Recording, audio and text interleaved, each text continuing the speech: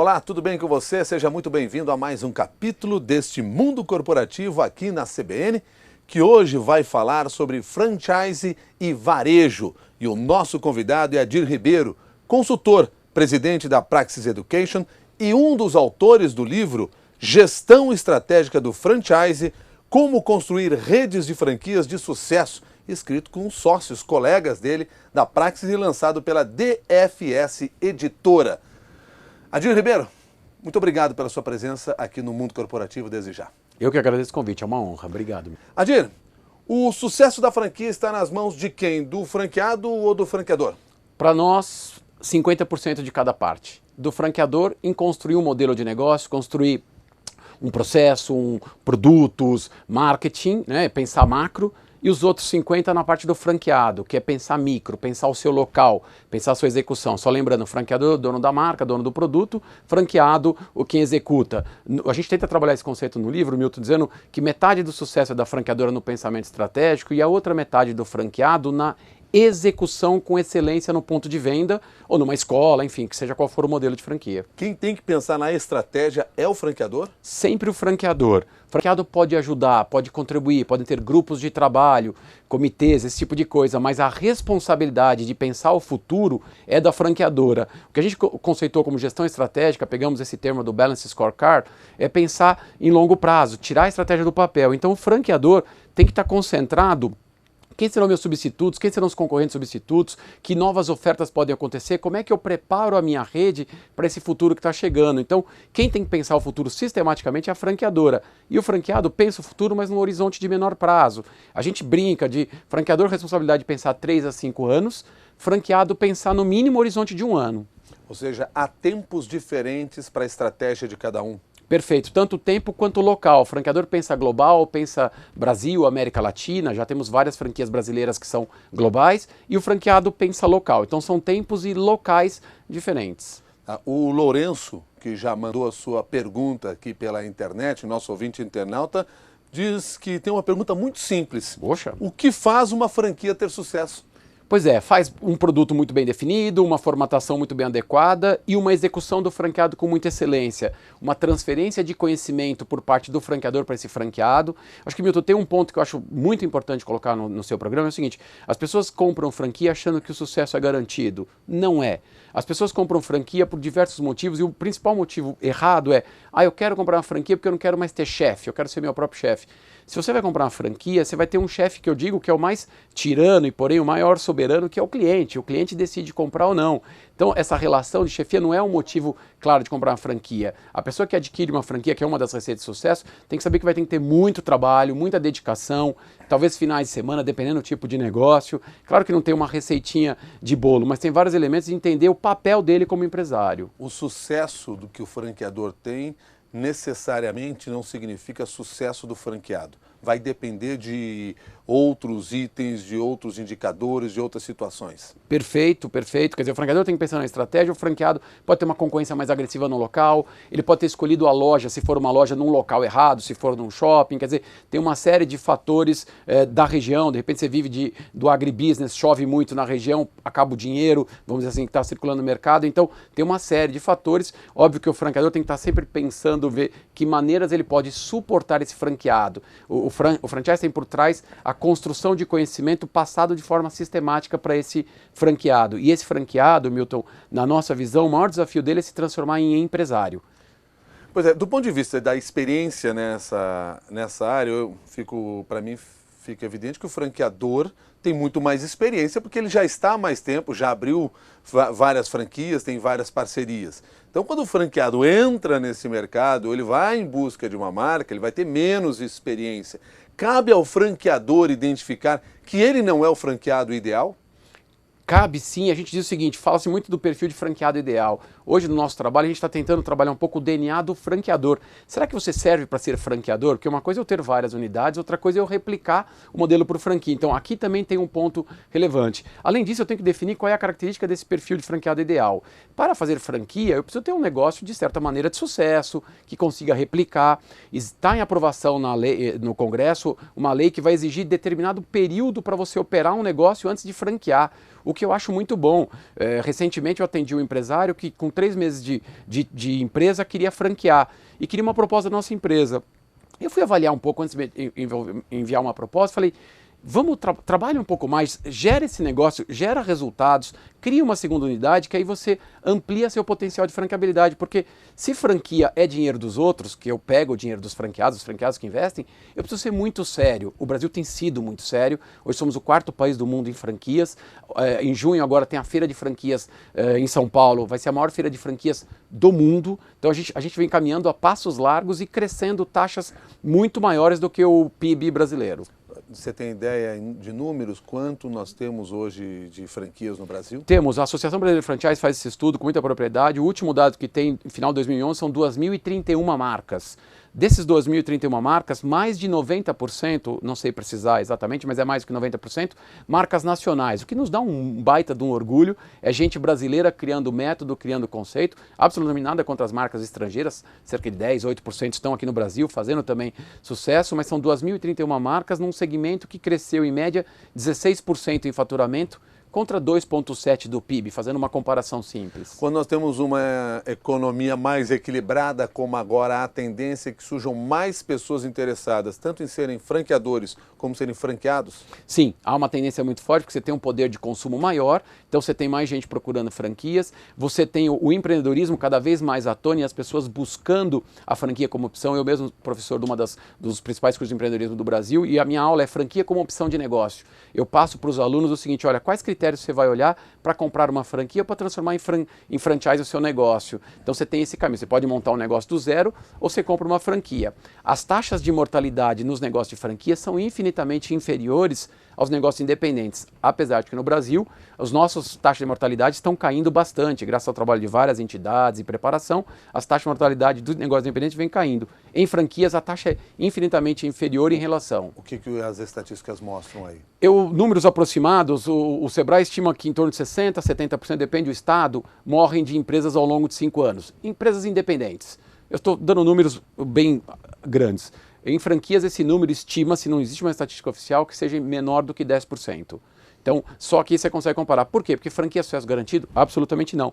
Mas tem um conjunto de conhecimento, tem o que você falou agora há pouco. O franqueador organizou tudo isso, ele já é relativamente sucesso, ele já testou seu produto, e então isso tende a diminuir os riscos, tende a diminuir, não eliminar os riscos para o franqueado. Como identificar a viabilidade do negócio? Eu acho que tem que fazer muita conta, tem que fazer muita pesquisa. Se você é candidato a franqueado, está nos ouvindo, enfim, tem que pesquisar bastante sobre o negócio, sobre a indústria que ele está inserido, sobre o mercado que ele está inserido, o potencial de crescimento.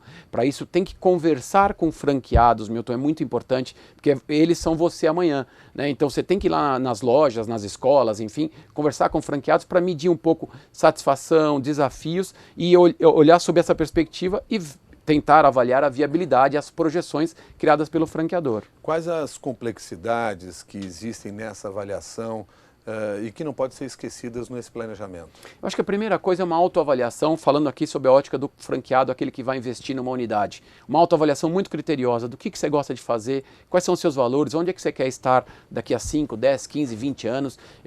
Tirar o conceito de que ter franquia é status, isso é importante, mas é muito charmoso só para aparecer em determinado momento, porque vai ter muito trabalho, né? Envolver a família nessa decisão, pesquisar, Milton, muitas opções de franquias no mercado, não somente um franqueador, até para ter criticidade, e a lei ampara muito o candidato, existem diversos instrumentos que o candidato é obrigado a receber para tomar a decisão, para facilitar esse processo. Nessa avaliação, quer dizer, a personalidade dessa pessoa é fundamental, quer dizer, ele é um empreendedor. Isso deve ser levado em consideração? Muito. A gente discute muito a questão do empreendedor e no nosso escritório a gente chegou à seguinte conclusão. O perfil do franqueado ideal é o franqueado gestor com comportamento empreendedor. Quando a gente coloca só o empreendedor, isso é uma discussão bastante extensa, eu não quero aqui polemizar, mas o empreendedor vem à mente da gente, aquele cara que quebra montanhas, que não segue regras, enfim, que construíram negócios, impérios no Brasil, coisas bem interessantes. O franqueado a gente vê que como um gestor, ele tem que seguir regras, só que ele tem que gerir muito bem com comportamento empreendedor, né, com comportamento de buscar novas coisas. Nós estamos conversando com o consultor Adir Ribeiro e você pode participar dessa nossa conversa, pode mandar sua pergunta pela internet. O nosso e-mail é o mundocorporativo@cbn.com.br e o Twitter é o @jornal da CBN. Pergunta do Nivaldo. Adir, geralmente só ouvimos coisas boas sobre as franquias. Você pode citar algo que leva uma franquia ao fracasso? Falar sobre a segurança do negócio? Interessantíssima pergunta também, como a outra. Existem vários fatores que levam ao insucesso e eu aqui não estou em momento algum dizendo que só tem sucesso, acho que é importante ter pé no chão.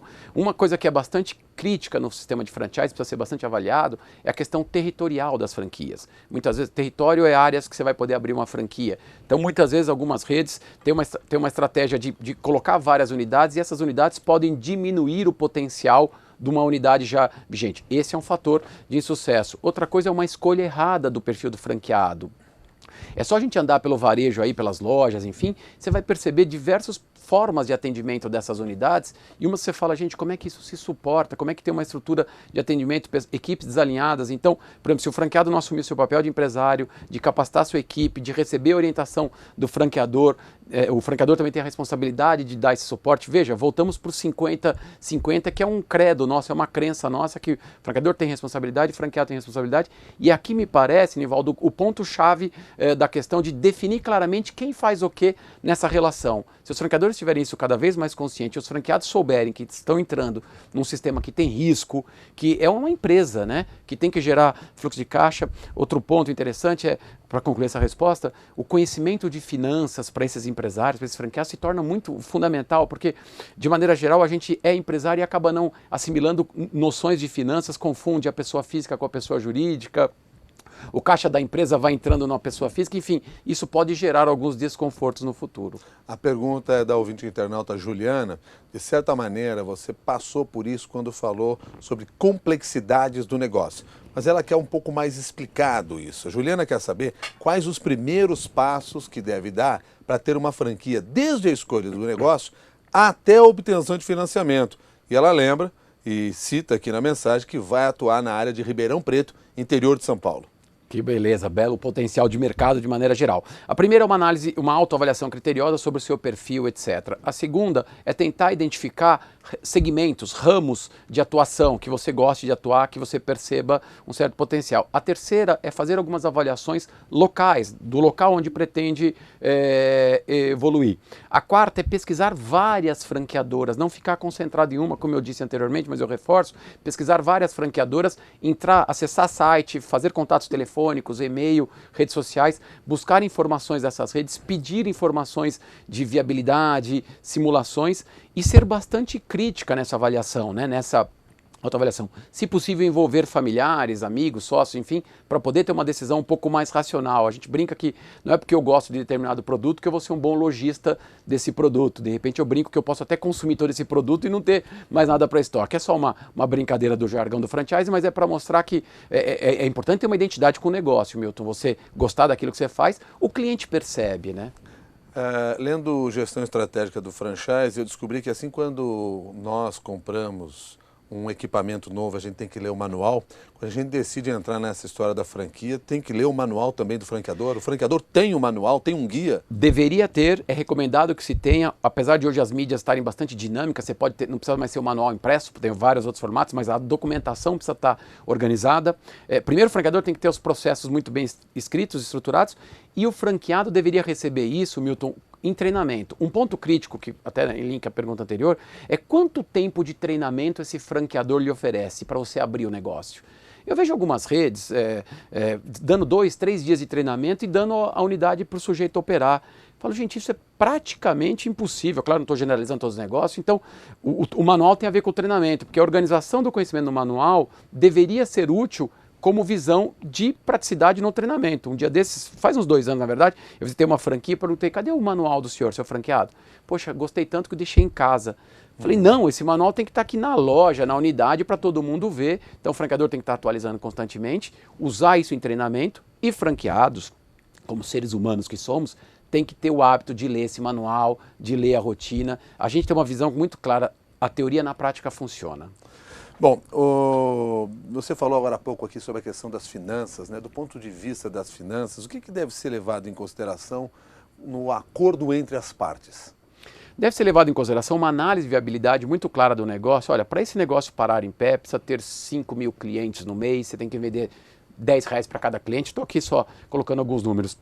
E essas simulações têm que ter cenários de otimistas, realistas e pessimistas, para você conseguir mensurar quanto tempo é o seu retorno de investimento, o tal do payback, qual é a taxa de retorno, quais são as taxas de rentabilidade e lucratividade, que são coisas distintas. Um é sobre capital investido, rentabilidade, lucratividade é sobre faturamento. Precisa também criar esse discernimento para o empresário, né, o candidato a franqueado. Ele tem que discutir muito esses números e na nossa experiência como consultores, treinadores, as pessoas não gostam de finanças e eu digo, você quer ser empresário, você precisa no mínimo entender de finanças, não precisa ser um apaixonado, né? Eu gosto de finanças, como empresário eu sou obrigado a gostar, mas eu preciso olhar para esses números, eu tenho que ter criticidade sobre esse número até para eu poder ter algumas inferências no meu negócio. Quer dizer, o franqueador, ele me ajuda no momento de eu definir esses indicadores, identificar claramente quais são as metas que eu tenho que alcançar em cada um dos setores, até para saber se esse negócio aqui realmente é viável ou não? Deveria ajudar, ele pensando macro, geralmente ele tem alguns programas para isso. Desculpa, você usou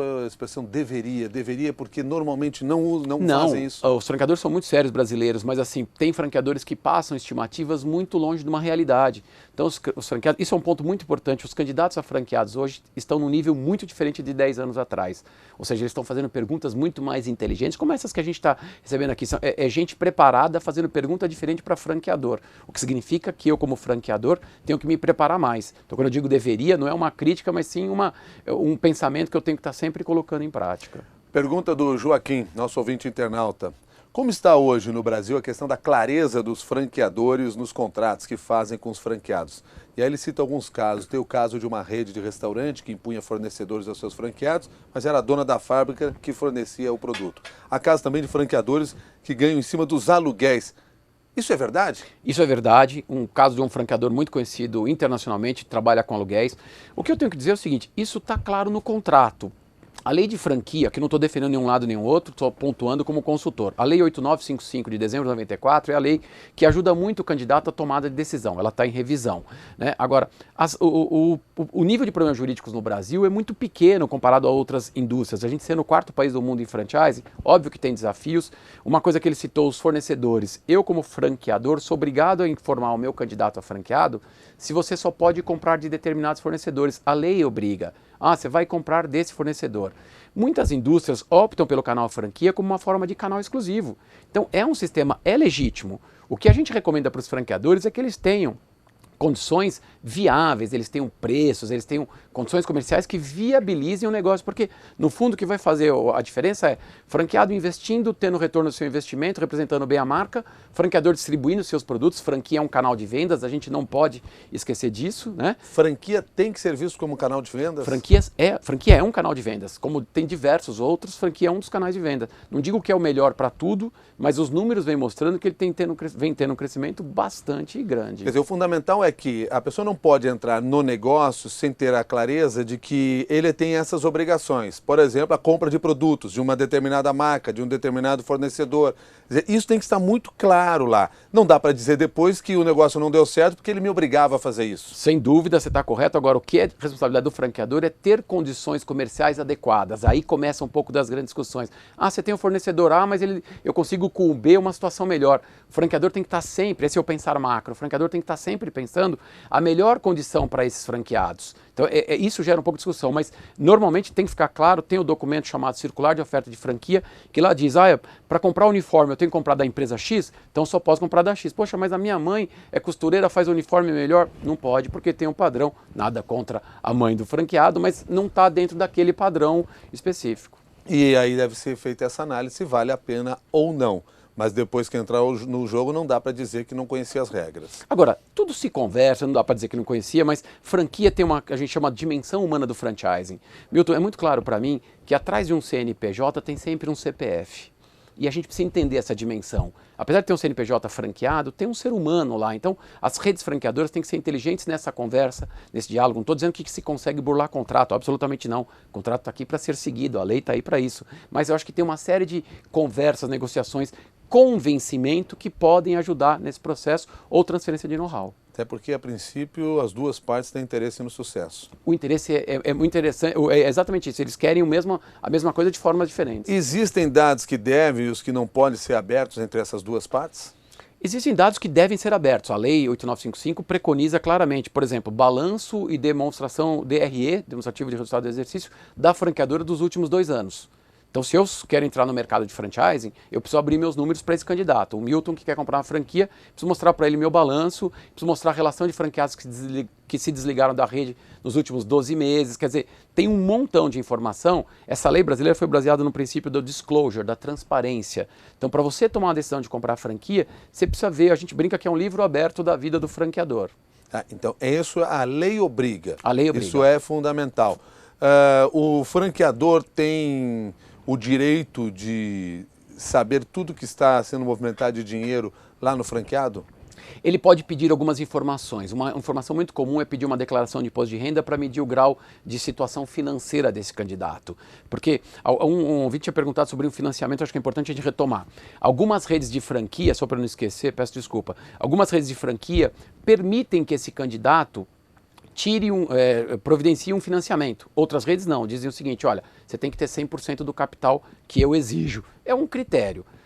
Cada vez mais existem linhas de financiamento, ainda acho que no Brasil tem muita oportunidade para ser mais acessível para o empreendedor, mas enfim, já existem hoje linhas de financiamento voltadas para a franquia. A BF faz um trabalho muito forte com as instituições financeiras para permitir que esses candidatos acessem esses financiamentos a taxas mais viáveis e esses financiamentos, as franqueadoras já acordaram com os bancos, já tem lá toda uma simulação de viabilidade. O banco primeiro aprova o franqueador para depois aprovar o franqueado. Então, ajuda. Essa é uma das vantagens do sistema de franquias.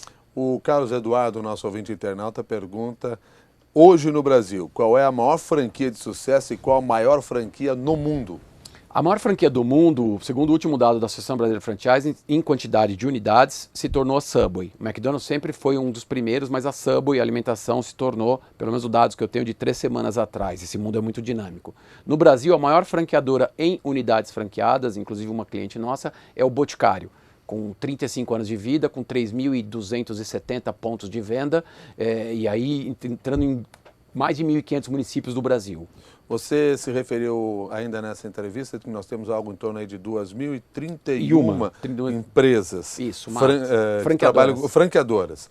90%, aí arredondando esse percentual, marcas brasileiras. As marcas brasileiras estão se internacionalizando? Existe hoje cerca de 70 ou um pouquinho mais de marcas brasileiras indo para o exterior. Estando no exterior, já estando no exterior. Algumas quebraram um pouco a cara, voltaram, até porque eu acho que esses dias eu estava com uma empresa cliente nossa, eu falei, temos tanta oportunidade no Brasil aqui, por que você vai agora para o exterior? Não estou dizendo que é contra, mas tem algumas redes que já estão bastante fortes no exterior, então são cerca de 70 e poucas marcas brasileiras indo para o exterior. Você falou agora há pouco também sobre a questão da geografia. Isso levou a Mariana a fazer a seguinte pergunta: como é que é feito no contrato entre o franqueado e o franqueador a questão geográfica das lojas? E por que ela está perguntando isso? Por uma lógica do varejo, mas enfim, vamos lá. Faço essa pergunta por uma observação pessoal. Vejo nas ruas muitas lojas do Boticário e da Cacau Show, próximas uma das outras. Isso não é errado? Uma loja não prejudica a outra? Eu acho que tem uma coisa de você atrair, né? Eu acho que essas franqueadoras, elas vendem praticamente o mesmo produto. Peraí, Adir, perfume e chocolate são o mesmo produto? Se eu penso nisso como presente, por exemplo, eu estou numa mesma categoria. Então eu sempre digo isso para Cacau Show, para o Boticário, eles sabem que eles são concorrentes no que se refere a produto. E quando você tem uma loja Boticário, você gera um fluxo normalmente. Até porque para ter uma loja Boticário, existem milhares de estudos, mas assim, no detalhe, eles são muito críticos em colocar aquela loja ali, ou da Cacau Show, a mesma coisa. Por quê? Porque nesse negócio de compra de impulso, por exemplo, você precisa ter o fluxo, precisa ter visibilidade. A questão geográfica precisa ficar, acho que foi parte do início da pergunta dela, precisa se perguntar para o franqueador qual é a sua política geográfica, qual é a sua política de território. Se eu abrir uma loja aqui, você pode abrir uma em frente ou você vai me consultar? Normalmente, os contratos, Milton, preconizam direito de preferência. O que é isso? O Milton tem uma lojinha aqui e eu vou dar preferência ao Milton se ele estiver operando bem o negócio. Milton, eu vou abrir uma segunda loja. Você tem interesse? Você já opera bem, eu, franqueador, fazendo com você. O que é complexo é quando abre-se a segunda e sem consultar o franqueado Isso na nossa avaliação. Porém, tem que sempre perguntar como é que está isso regido contratualmente na relação do franqueado. Bom, então respondida aqui a pergunta também para a Mariana, nossa ouvinte internauta. E eu falei aqui sobre varejo. O varejo brasileiro vive um grande momento. Quem pretende entrar nesse mercado aí de franquia deve começar a pensar em investir na área do varejo? Eu acho que o varejo e franquia estão intimamente ligados, né? Apesar do franchising brasileiro representar pouco ainda no PIB, comparado a outras culturas como a americana, etc., mas o varejo vem vivendo um aquecimento muito grande. Estivemos agora em Nova York, na maior convenção de varejo do mundo, que é a NRF, National Retail Federation, e lá é a 101ª edição, portanto faz 101 anos que os americanos se juntam para discutir o futuro dos lojinhas, como eu brinco. E desde o ano passado, da 100ª edição e essa edição, o Brasil é a maior delegação internacional, Milton. Nos dá um baita de um orgulho, porque o Brasil está levando mais gente para lá, empresários, consultores, gente procurando conhecimento e gente querendo trazer esse conhecimento. Esse ano foram cerca de 1.500 participantes, de um total de 25 mil. Esse evento ocorre em janeiro, são 4 dias de palestras e mais visitas técnicas. Tudo isso para contar que a gente traz muita tendência de lá. Eu frequento esse evento há 8 anos, e há 8 anos o gap entre o Brasil e os Estados Unidos era muito maior. Hoje, com acesso à informação, as próprias redes, as próprias marcas se profissionalizando, está diminuindo um pouco esse gap, o que mostra o potencial do varejo brasileiro. O que nós temos aí de grandes tendências na área do varejo? Olha, não sei se tendências ou consolidações, mas um primeiro ponto que foi muito falado nessa convenção de varejo foi o engage and evolve, ou seja, engaja e desenvolve seus funcionários, sua equipe. É legal ver o americano falando, porque a conclusão que se chega é o varejo, loja, continua como sendo a entrega da promessa da marca. Acabou aquela história, acho que só o digital vai acabar com o físico. Os dois têm que se integrar muito, porque essa relação do consumidor com as mídias sociais, ele está extremamente empoderado e ele faz um efeito chamado web to store. Ele pesquisa na web e vai no ponto de venda, ou ele compra na web e quer se entregar no ponto de venda. Então tem que haver uma integração muito grande. Esse é um ponto, poxa, isso é novidade? Eu digo, não é, mas a gente está vendo cada vez mais consolidado que eles chamaram esse termo do magic selling, que é fazer uma venda mágica no ponto de venda. Eu fui esses dias comprar um presente para o meu filho em 5 lojas. Eu tenho um garoto de 5 anos, estava fazendo aniversário, e nessas 5 lojas eu pedi, eu quero o brinquedo tal. 4, o vendedor simplesmente de braço cruzado me atendeu assim, não tem esse produto, em 4. E na 5ª o sujeito falou, não tenho esse produto, mas eu tenho um personagem correlato, você teve filho pequeno, você sabe que às vezes ele quer aquele personagem, ou seja, tentou fazer uma oferta de venda. O que eu estou tentando mostrar é o quanto de oportunidade a gente tem para aumentar a produtividade no ponto de venda, que é o ponto da entrega da marca. Voltando aqui para a questão do franchise, até provocado pela pergunta que eu recebo do Felipe, nosso ouvinte internauta, ele pergunta se nós temos franquias puramente regionais no país, por exemplo, negócios típicos do Nordeste ou do Sul que não fariam sucesso em outras regiões do país. Tem negócio, por exemplo, a gente participou de um projeto junto com a ABF e o Sebrae, que era uma franquia de incubadora. A gente ajudou a formatar negócio, a Praxis Education ajudou a formatar negócio de franquias que estavam incubadas. E quando elas deixaram de ser incubadas, elas viraram franqueadoras. Teve um negócio em Mato Grosso do Sul que é de quase um conceito de yakisoba, é o soba, eles chamam de soba, é parecido com o yakisoba, enfim. E a gente percebeu claramente na região lá do Mato Grosso do Sul, ele tem um grande potencial. Qual é o nosso grande desafio? Formatar tudo isso e avaliar o potencial de entrada. Você tem comidas goianas, por exemplo, sendo franqueadas. Então, existe essa possibilidade. E eu acho que a gente tem uma riqueza brasileira que permite esse tipo de coisa, porém, tem que fazer com mais cuidado, né? Você falou agora há pouco aqui sobre, dando exemplo da utilização das redes, o poder do consumidor hoje, com base na internet, da consulta que ele faz, etc. Eu me lembrei de uma outra situação, nessa relação franqueador e franqueado. É muito comum de a gente ver franqueados com perfil próprio nas redes sociais se confundindo com o do franqueador. Quem é que manda nessa hora? Quem é que tem que estar à frente desse processo realmente? Essa é a pergunta de $1 milhão, Milton. Eu acho que essa é uma pergunta que o franchise está tentando responder. Por isso que eu deixei para o final do programa. Excepcional. É o seguinte, algumas redes assumiram o controle e disseram o seguinte, algumas redes estão dizendo o seguinte, você não está autorizado a ter um perfil. Você pode ter o teu perfil pessoal, mas você não pode usar a minha marca. Outras redes estão partindo da premissa de ensinar o franqueado a postar algumas coisas. Então, estamos num momento crítico nesse atual presente de como é que a gente deve lidar com isso. Na minha visão, o controle da marca está com o franqueador.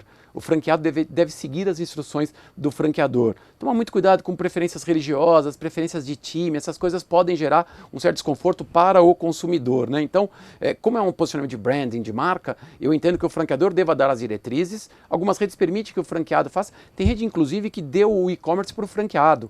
lá atrás, porque ele não queria operar. E a gente vê o poder do e-commerce hoje, só para registrar, o varejo digital e o varejo online e o varejo físico precisam se interagir, né? Essa é a nossa visão. Então, eu acho que, respondendo objetivamente, o franqueador deve dar as coordenadas, se possível, controlar esse processo, ensinando franqueados a como usar esse tipo de coisa e monitorando as mídias. Em percebendo algum problema, destacar imediatamente o franqueador que precisa ter uma estrutura de gente preparada para dar esse suporte. Adir, quero agradecer a sua gentileza de conversar conosco aqui, falando sobre franquia, sobre varejo no mundo corporativo. Muito obrigado e até uma nova oportunidade. Eu que agradeço, é uma honra enorme participar do seu programa. Obrigado. Imagina, muito obrigado. Adir, que é presidente da Praxis Education e um dos autores do livro Gestão Estratégica do Franchising, como construir redes de franquias de sucesso. Escreveu esse livro com o Maurício Galhardo, Leonardo Marque, Luiz Gustavo Imperatore, que são todos sócios da Praxis. O livro foi lançado pela DFS Editora. A você que participou deste capítulo do Mundo Corporativo, também o nosso agradecimento especial. Muito obrigado e até a próxima.